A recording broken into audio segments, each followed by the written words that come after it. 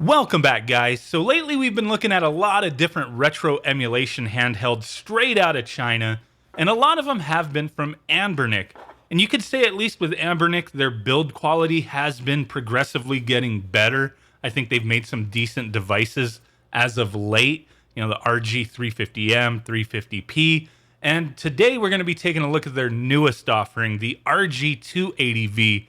This one's kind of got me a little conflicted, but there's things I really like about it, and then there's things I'm just kind of, I don't know. So this is going to share some similarities with the previous devices they put out there, such as the processor. It does have the JZ4700 MIPS processor running OpenDingux. Dingux? I don't even know how you say that properly, and don't correct me because I don't care. But that's what it's got going for it. The screen size, 2.8-inch IPS screen with 320 by 480 resolution. So pretty nice stuff. We have 512 megabytes of DDR2 RAM, 16 gigabytes of memory, and that is for the included micro SD card with the operating system on it. You got a stereo speaker in the back, headphone jack, battery capacity of 2100 milliamp hours, which they state lasts for 7 hours. You also have that additional micro SD card slot to add your games to. Now, the one thing to point out, almost every single one of these devices that have been sent to me in the past have came preloaded with games from Nintendo, Sega, Sony, so on and so forth. This one was the exception. There was nothing pre-installed on this other than some of those open source games that they typically throw on here. So I did have to toss on a few games here. So the one thing that I have to say about this is the screen quality has been like beautiful. I mean, I can't complain. The screen is amazing. That's probably the best thing about this. Now, with the layout and with this thing being quite a bit smaller, for me, it's not the most comfortable handheld. It's more portable, something you just toss in your pocket and go. And it is playable, mind you, but if you have some beefy hands, this may not be good for you. If you got some little baby man hands, then, you know, this is the one, possibly.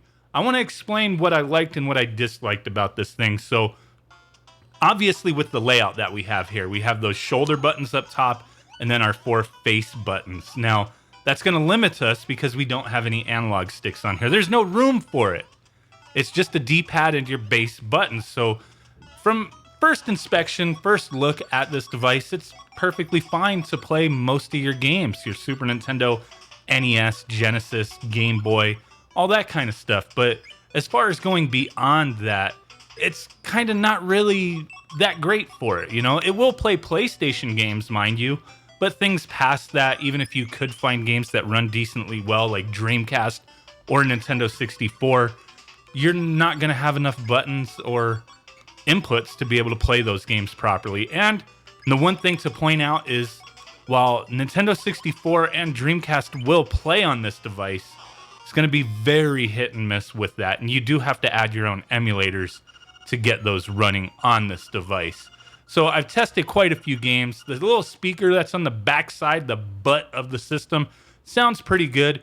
If you have your hands cupped around it, then it's definitely going to muffle the sound for you. So that's going to be kind of a nitpick con type thing, not a legit con, but it's something to point out. You know, if your hands are covering it, obviously it's going to muffle the sound, right?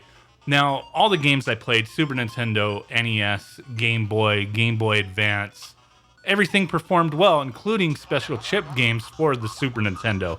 PlayStation 1 I did mess around with a little bit, and okay, you know, like Crash Team Racing performs okay, but there is some graphics glitches in the game occasionally, and I've noticed that with a few other games that I've tested out.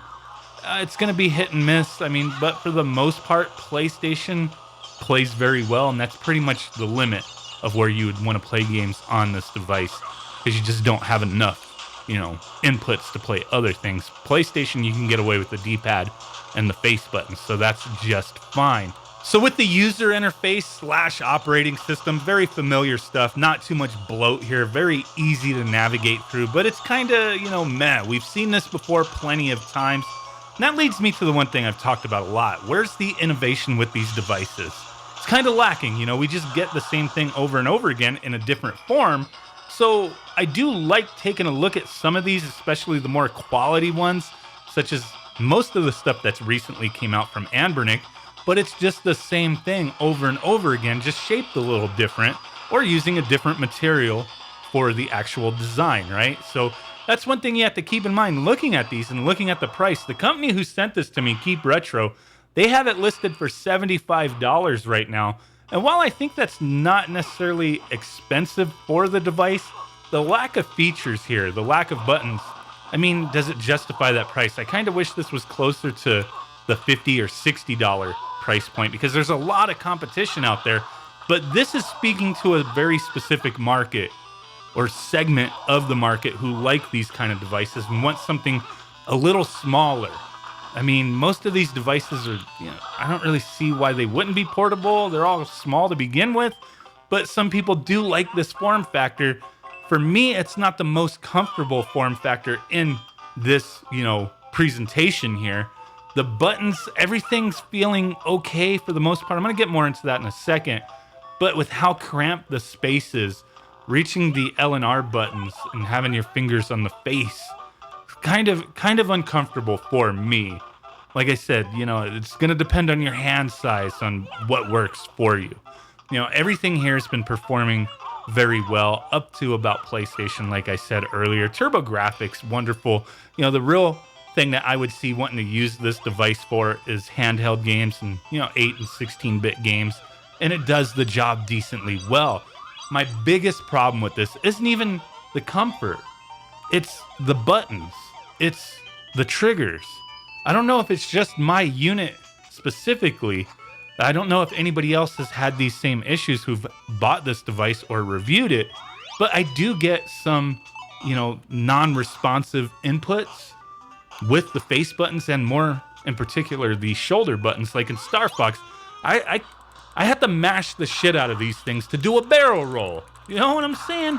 It's kind of crazy, dude, but the responsiveness of these buttons isn't great for me with the particular one that I have.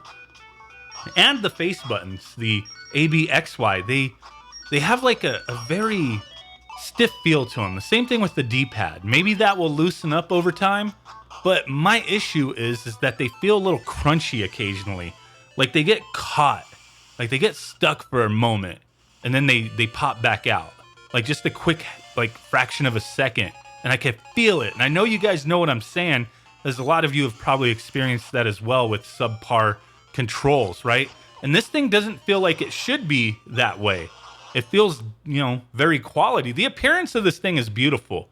Don't get me wrong. Even on the website from the company who sent this to me, keepretro.com, link will be in the description, they state in their little appearance section at the bottom where they're talking about all the specs, they say it has an exquisite appearance, CNC wire drawing oxidation process over the cover plate. Comfortable feel, that's debatable, dude. And then it also says it lets you fondle it admiringly.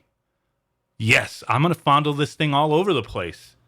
What? I don't know where that came from, but they put that on their website. But it's just the way these buttons feel and perform. It's not great. The thing looks awesome.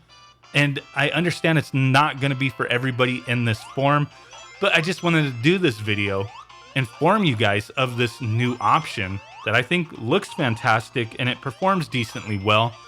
But in its current, state, the shape, the size, the buttons, everything about it, it's kind of not that great in my opinion. I think it looks beautiful. I think it, all that good stuff, but yeah, for me, I wouldn't have bought this myself, to be honest with you. I think the other offerings are a bit better as far as the comfort department goes. I've said many times before, where's the innovation here? It's just these companies doing the same thing over and over again, just changing the form, removing features, adding a few features, not really doing anything innovative. And it kind of sucks because then the market can get confused, oversaturated with these things. It's every couple weeks, man, every month or so, there's a new one with the same chipset doing the same exact thing, just looks a little different, So, yeah, while I enjoyed this thing, it's one I wouldn't have purchased myself, after knowing what I know now with the way it performs as far as the feel of the buttons and the comfort level. It's not very comfortable for me. So let me know what you guys think down below. If you're interested, link will be in the description. And with that said, I will catch you guys next time. Peace out. Really do appreciate you guys. Bye-bye and boom. Bye.